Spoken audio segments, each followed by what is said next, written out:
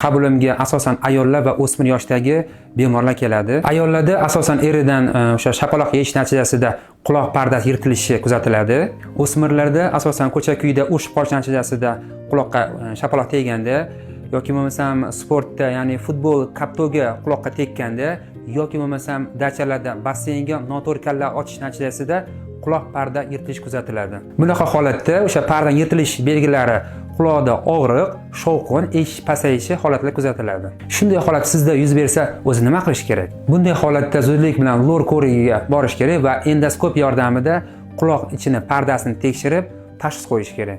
Agar sizda quloq pardasi teshigi katta bo'ladigan bo'lsa, maxsus lateks qo'yiladi va bu muolaja 7-10 kun ichida qilinsa, maqsadga muvofiq bo'ladi. Agar bu muddat ichida muolaja bajarilmasa, quloq pardasi teshigi doimiy qoladi va buni davolashning asosiy yagona usuli operatsiya hisoblanadi. Lor bo'yicha yanada qiziqarli ma'lumotlarni olish uchun sahifamga obuna bo'ling.